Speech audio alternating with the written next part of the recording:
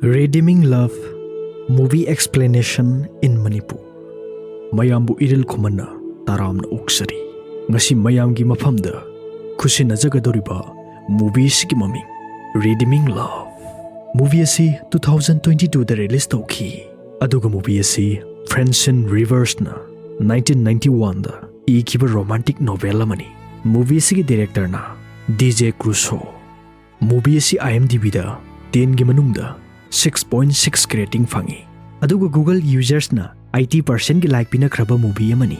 Movie asigi hero Farmer Michael gi saktamda Tom Lewis, heroine sex worker Angel gi saktamda Abigail. Movie asigi samlapa wari hairagadi sex worker amabu pakhang lomi sinmi amana magi nupi oina lawkhibagi warini. Mayamadudi movie room da laklasi. Movie asigi ahanba maktada California gi nupasing Turienda sana koli nupa amana sana matuma mapangba matamda mahak yamna harawi sana amagasu phangle haina masidagi silasi California gi sahara mada ulai aduga ngasagi nupa singadu sahara dugi oktavi makol amagi mamangda leplaga wakhal mathung marang hauduna makoigi ticket serial number korokpa ngaiduna lei makoina yamna pamnariba sex worker asigi maming Angel Cowen magna movie asigi heroine ni oktavi makol adugi manager nupi aduna nupa singaduda makoigi nupi lamdagi makhal lei Chinese, African, Spanish aduga makoigi leiriba singadudagi karamba khaningba no khallo aduga karigumba nakhoina engine bu pamlabadi hayeng oina laknaro ngasigidi madaw yaba misak amana aroiba oiragani nupa singaduna engine bu na hena pamni manager aduna laibak phaba number ticket serial number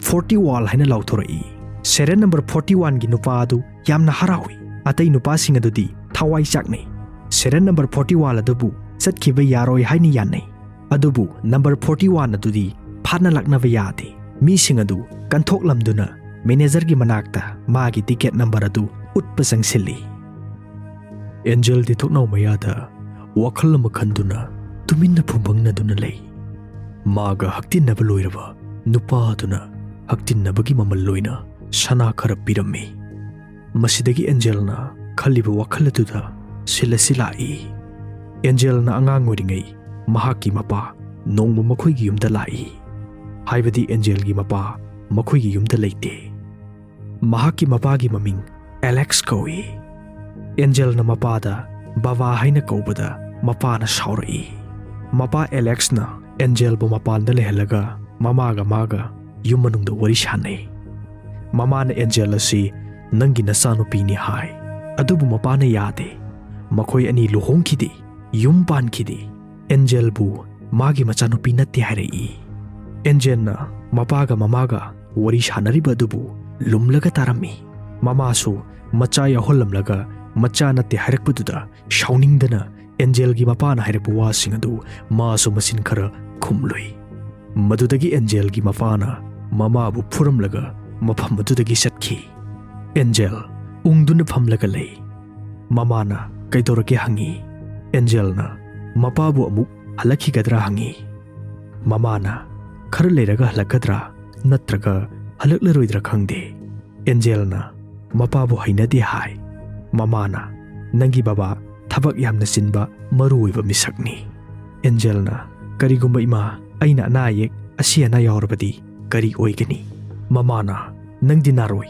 sisu siroi angang oiri nasasu indri yamna sengi Angel na adubu mama kariguma mahak amuk laklaga nanga loina duna leminarabadi ai madu tawgani haibadi mahak sigani haibani mamana natte madugi wafam adu aingonda amuk hana hairakano mamana Angel da pot khudimaktagi mi khudimaktagi pumnamaktagi nangna ihen hena nungsi Angel na mingsel mamangda phamlaga magi haukiba mama na hairamba wari singadu wakhanda ningsingduna leiringai mama navi amana Angel bu break time oira hena korai makhoi mama navi singadu punduna thakmin chaminai maduda magi lambi asida khongdarakpagi wari adu mathang linarai masidagi silasi farmer Michael Hosea da ulai mahak isam chamna farm da thaba inkhang su nomduna leijaba misak amani Nongmadi Michael church talai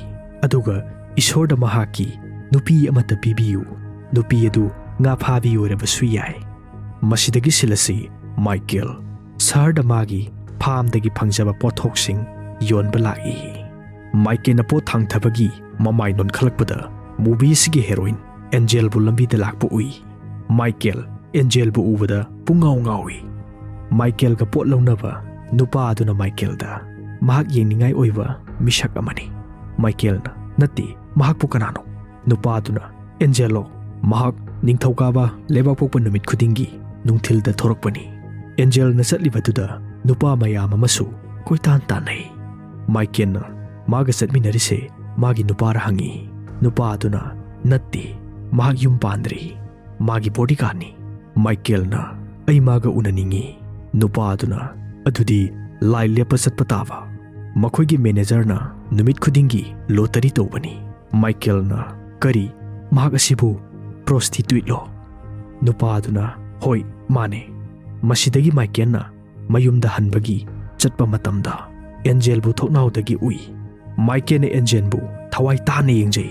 Michael na Angel da yengi haibasi Angel na khangbadagi Angel na thoknaugi parda adu singsinki. Masidagi silasi ngasagi Angel na angang oringegi matamgi wari da makha satharai. Angel gi mamada mapa na sithi ma tharaki. Sithi adu bu paraba matungda mama yamna kappi. Masidagi mama ga Angel ga makoigi yumadudagi thorole. Mama na Angel bu sarda puduna lai. Aduga mapa na piramba shanalupasing kaithoke tawba matamda potsing adu duplicate ngakto oirami. Sanalupa akaiba lobu nupa aduna atay yauribra hangi. Adubu Angel gi mamada atay di karisu amata yaudre. Masidagi nupa aduna mamagi makhutta pairaga mamagi mamai mayada nakna sangsilaga atopa lambi ama mafam masida lay.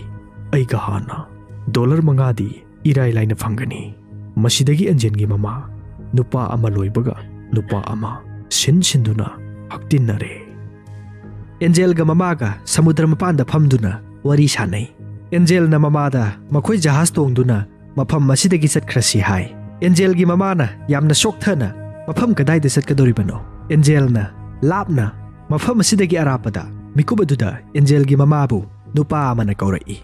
Company ama phangle haina. Angel gi mama na Angel da nungsi na maraibakta chupirami.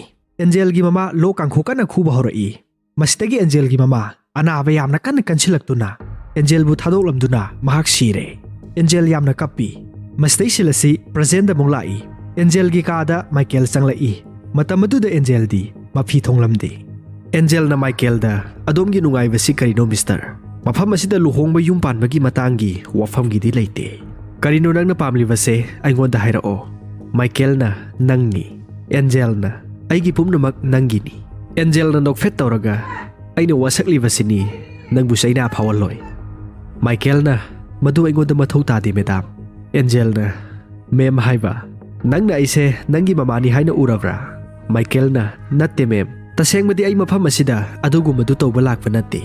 Aina hojik mafam asida laklibasidi adom ga wari sananabagi ni. Michael wari safam khangdabadagi Angel da nang mafam asida leibra hangi. Angel na natte chinglom da aigi White House ama lei. Aina mafam asida prefer tawrakpani. Michael na adom bu sahi kya surage hangi. Angel na aidi ahaloirabani adom di sahi kya surage. Michael na kuntaruk sure. Angel na Michael asi sanalupa tanba mi oina ninglammi. Maram di makhoi gi lamdam masigi nupa sing sanalupa tanbagi thabak yamna kanna sathai. Michael na aidi sana tanba mi natte. Aidi phamda thabak sui. Nangi Angel haiba mingasi nangi asingma mingla. Angel na nangna ingonda kauningba ama heko. Michael na aigi ming hek haige tawba matamda. Angel na nangi ming khangba ipamde. Michael na aigi ming Michael Hosea kawi. Angel na nangi nupina kari khalamgani haibagi wakhalda nang akiba phawra. Michael na nupi ai nupi thidri lohongdri adubu khara thuna amadi pusilani. Angel na adudi ningkha tamna ngahoro hai. Michael na wafam sing adu aina taba nungaiti. Aiga nanga luhongba pami. Angel na nanga aiga luhongani haiba. Aibu mafam asidagi pubiro. Aigi punsigi phangpham thokpa ningkha tambadu phanganbiu.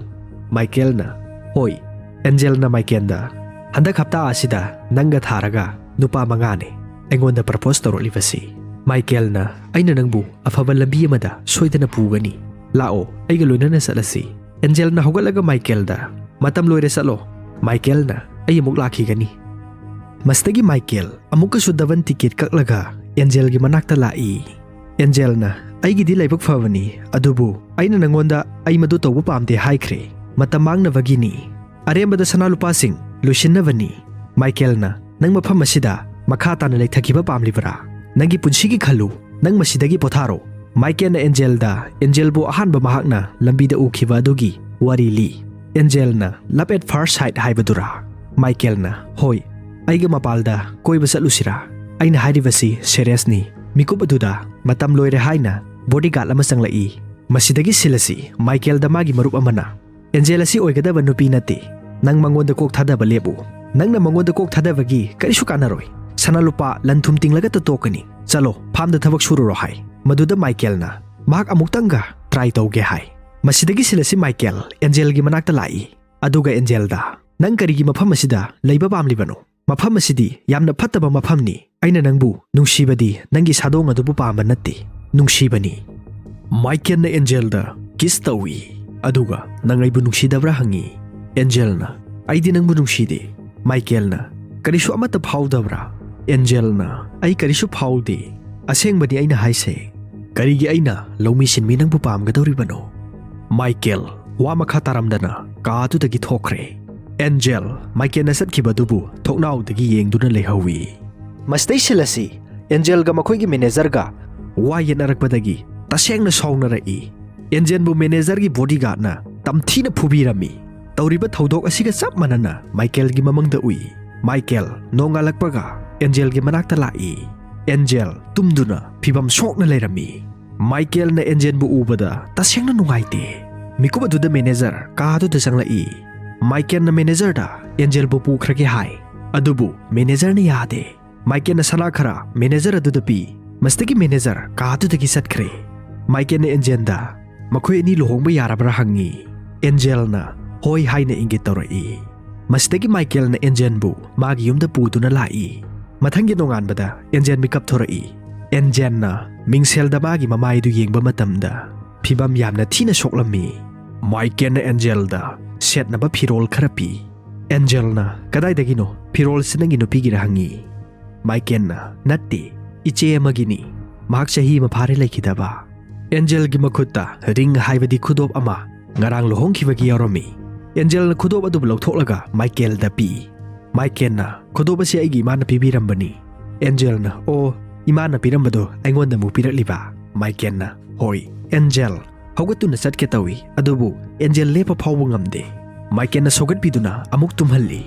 Angel di mafam asidagi satningi Angel na Michael da nangna aibu nangi minai oinaba lohongbiribra Michael na lohonglibasi minai oinaba natte mastagi silasi hapta mari leiraga Angel da ulai matam asida Angel di tumduna leirami Angel na hogalakpada Michael di mafam adudagi sagon tongduna satkirami Angel di tan chare haina khalami aduga mangonda Michael na mamangda piba firol adu sesinduna Michael gi yum adudagi sarda satnaba thorai Angel gi matungda Michael gi hui amana tung inaduna dum chatli Angel na hui dubu yamna shauningi yumda satlo haina hui dubu tali masidagi nakalamadana Michael yumda halai aduga matamaduda yummaduda Angel leiramdre mastagi Michael sagol kana thauduna Angel gi khongul liba chatli Angel lambida makhongna sekau chatuna leirami aduga mikup aduda Michael na magi matungda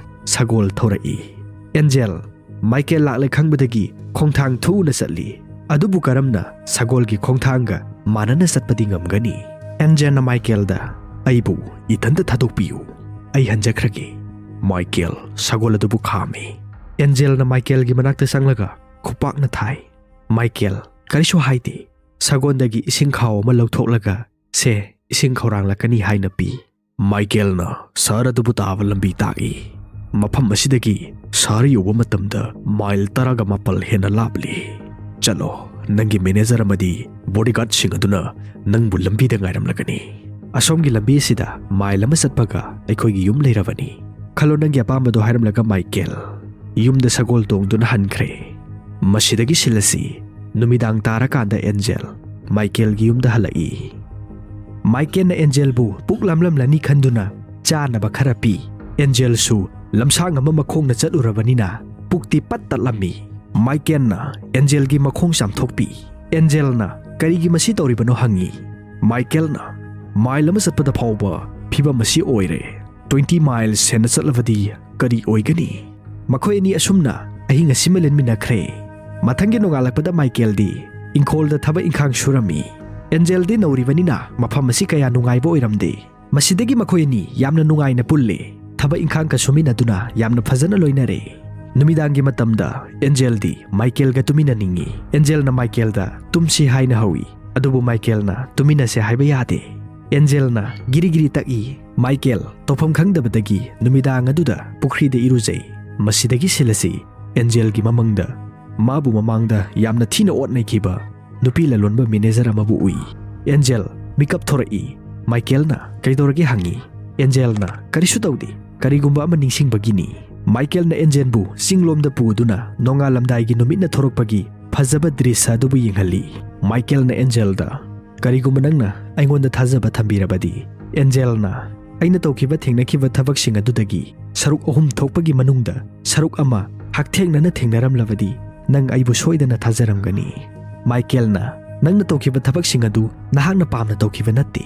Adubu hojikti nangna apamba lambi khanba yare. Angel na ai siningi ai siba pami. Michael na hojiksu nang madu tawba pamlibra. Angel na pamde. Michael na adudi Angel na ai mafam asida kari toribano haiba khangde. Nangna aise nangi nupini hai adubu nangna thabak oina tawbadi pamloi. Aduga aina nangbu sumang thokpiba pamde. Michael na Angel da nungsina kiss tawi. Aduga makhoi ani achetpa mari masu thamkhre. Mathangi numita Paul kaubu nupa ama Michael gi yumda lai. Paul Michael gi yumthangnaba nupa amani. Paul gi nupi sikhre. Paul na Michael da nangbu kamdoribano hangi. Michael na ay yum pale. Michael na Paul bu Angel ga sakhangna hannaba yumda pusilai. Paul di Angel bu ubada ngai. Angel su kharadi khoktak sai. Paul na Angel da Michael na nangbu kanano karino haiba khangde. Michael yamna phaba mini nangna mabu sumbiribara. Angel na sengna dum hai Michael aigi nakta lai aduga mahangna aibu mafam masida puraga luhongbani. Paul na madu namthangni Michael bu aina masak munna khangi. Michael na kaidonungda oktabi makonda changlamloi. Angel na changlaktana hojik mafam masida leiribasini. Paul mafam adudagi thokre aduga Michael gi manakta lai. Paul na Michael da ai Angel gi maramda nanga wari khara sananingi. Angel asibu nangi nupi ni haina karamna khallibano. Michael mahak nangi nupi oidringi mamangda kari oirami haiba nang khangbra. Mahak asi paradise sargi khwaidagi mamal tangbi oktabini. Michael na ai madugi maramda loina khangi. Paul na nang khangeba. Paul na Michael da munna taw mahak asi nupa lising kaya ga loina raba nupini. Mahak na nangbu nungsiba nate. Mahak na nangbu sanabiribani. Michael na Paul gi mamai da khutum na thinjilli. Paul tusili. Michael na Paul da ai soikre haina singkhatpi. Aduga Michael na Paul da nang sahar da salo.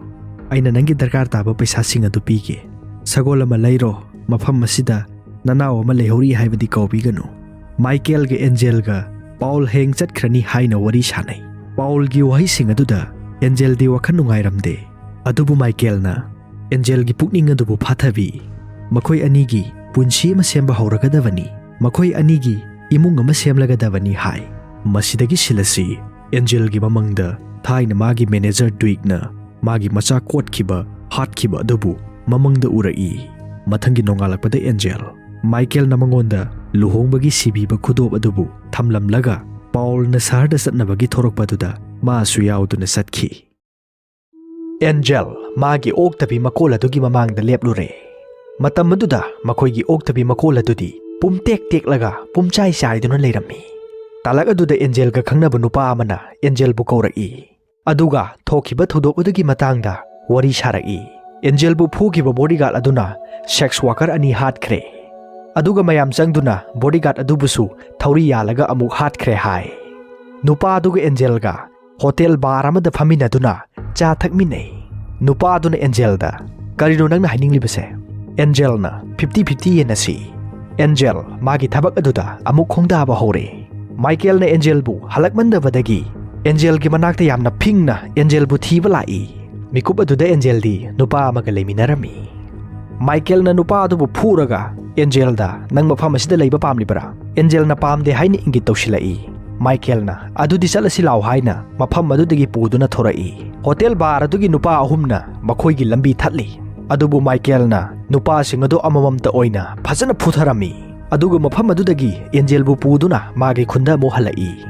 Masidagi makhoi ani yamna nungaina nungsi sanana harau tayamna liminare. Nongmadi makhoi ani ingkholda maru marang hunminarami. Maduda Angel na Michael bu nupi atopa mathazai. Michael na madi Angel bu pami nungsi hai. Angel na nang angang pami natra. Adubu aidi mamangda hana pregnant amuk oikre. Aduga angang adu manager na doktor da kothok pikre.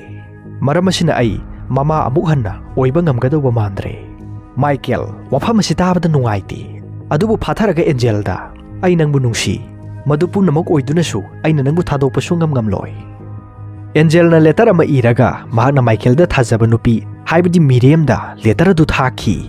Miriam na Angel gi letter adu bu phangle. Mastagi silasi Angel sar yona satkadaba sagol gari ama pharaga mahak sar da satkre. Mastagi Michael gi yumda Miriam lai.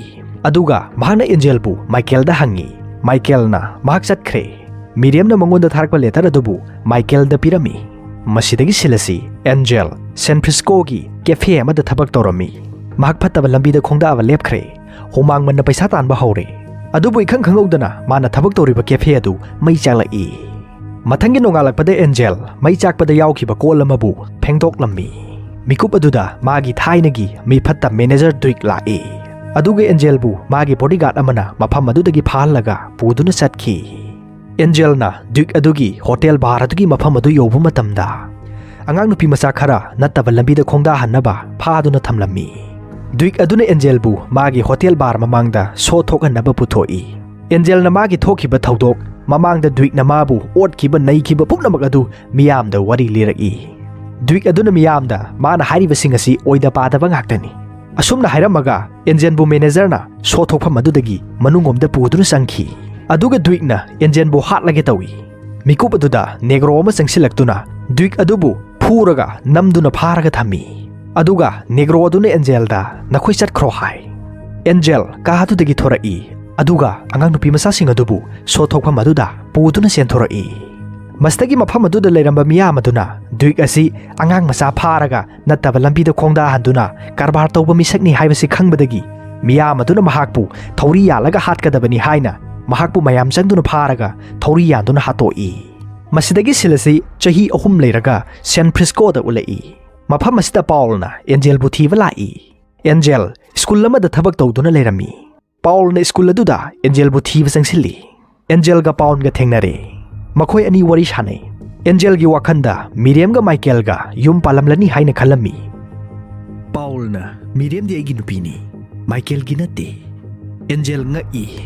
Paul na haujik sumhak nang bungai tuna leiri. Angel na karigi Miriam magi damaktadi perfect oiba nupini. Mahakti chamcham jabini. Mahakti asengba nupini. Karamna mabu nungsibidribano. Paul na Miriam na aibu khanbani. Angel na Miriam na Michael bu nungsijabani. Paul na Miriam na Michael bu mayamba manaw amagumna nungsiba khaktani. Angel na Paul da nanghalo aduga Michael da ai siramle haina tambiyu.